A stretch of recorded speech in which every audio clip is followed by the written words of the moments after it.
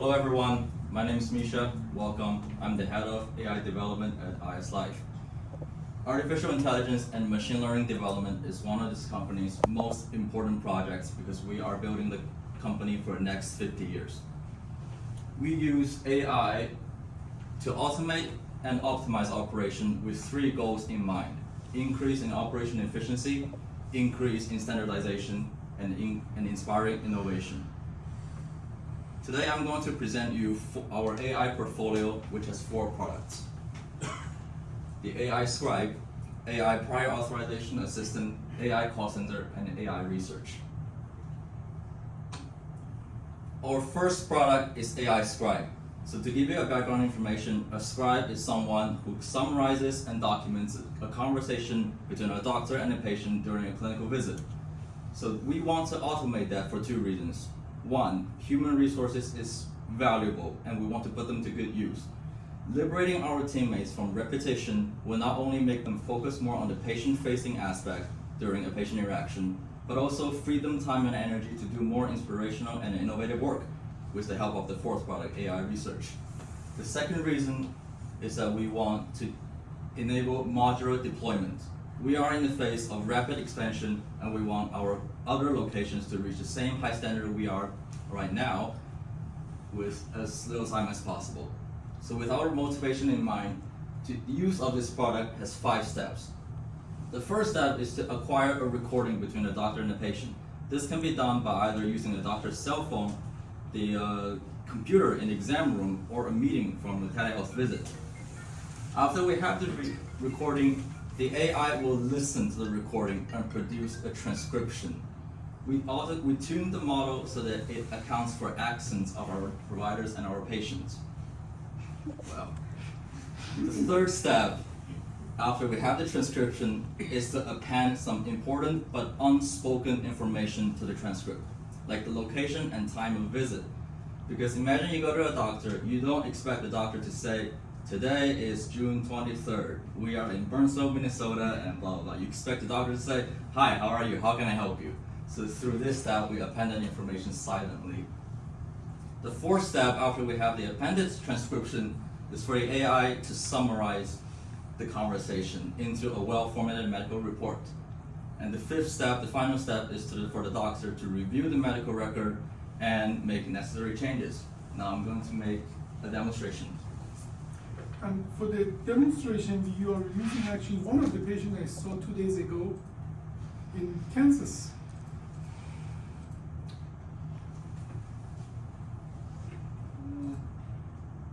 So you are in Kansas. And it was 21st. That's okay. But that's fine.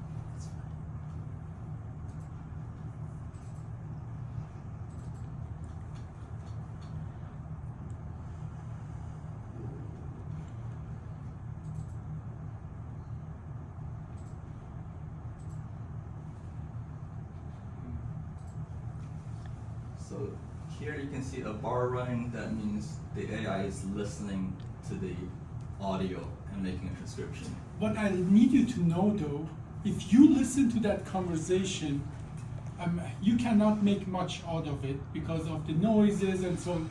It's amazing that that the AI can listen way more than any of us. May I play a little clip? Yeah, sure. I'm gonna play like 30 seconds.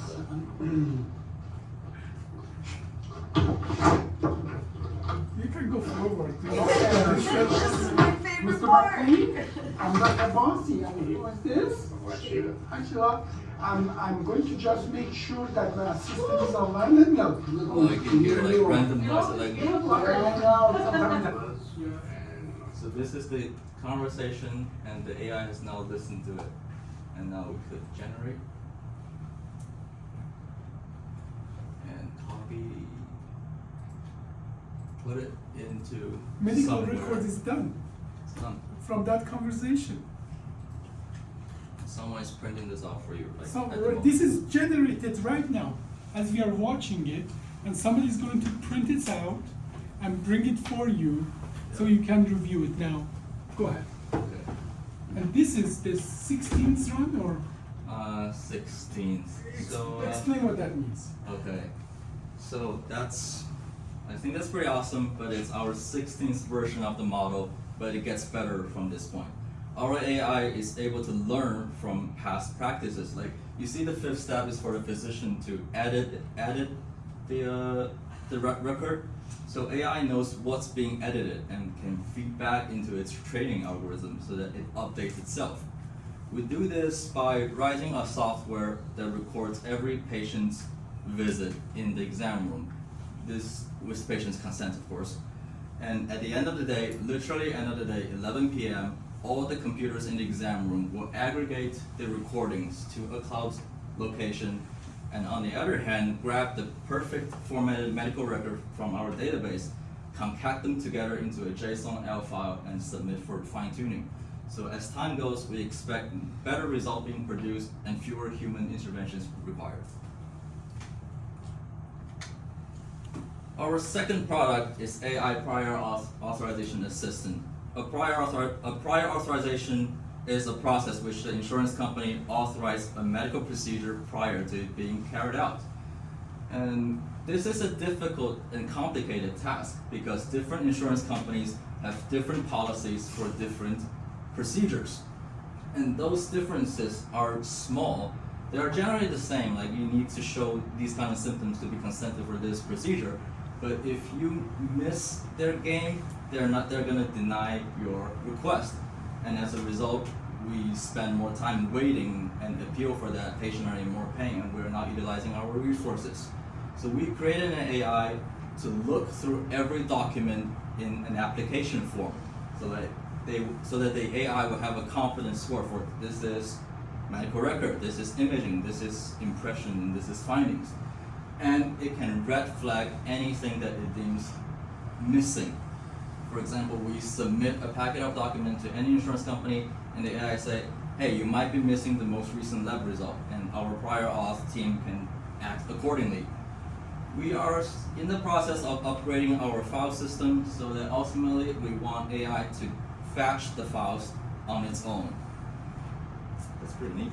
So, hey, Nisha, so Yes, sir. one thing that I want to mention about how critical this prior auth system is. Okay, so there's been a track record with the biggest commercial payer in Minnesota. I'm not going to just mention any names, but everyone knows who it is. Where we submit for a surgery, and they only have this. There's a law in this state. They have 5 days to respond.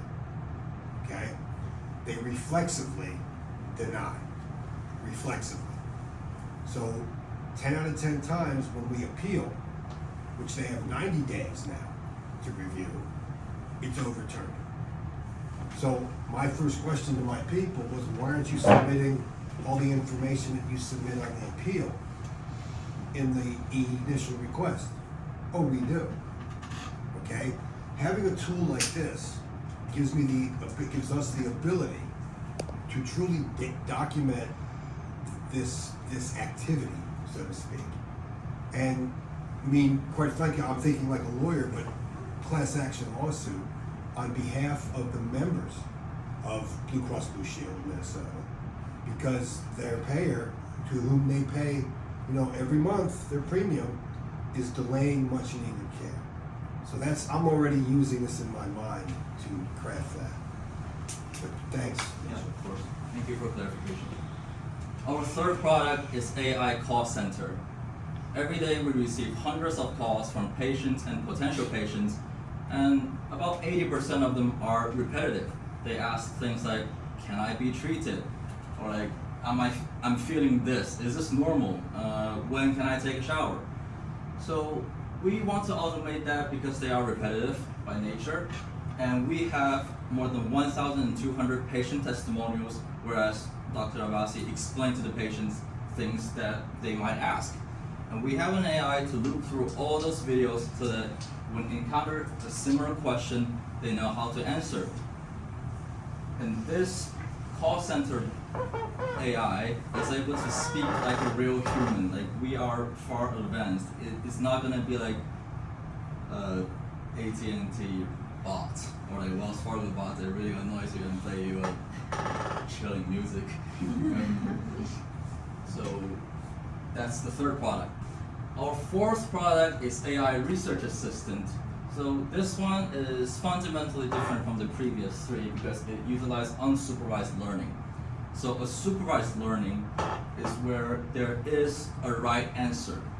There is a label. Like in medical record, there is a correct way of doing it. And we want the AI's output to be as close to the target as possible. So you train it and train it and train it. But for unsupervised learning, there is no such target. We're telling the AI to go look for patterns and go look for anomalies on your own. Let me give you an example. Suppose we have a variable, patient height. How do you describe it?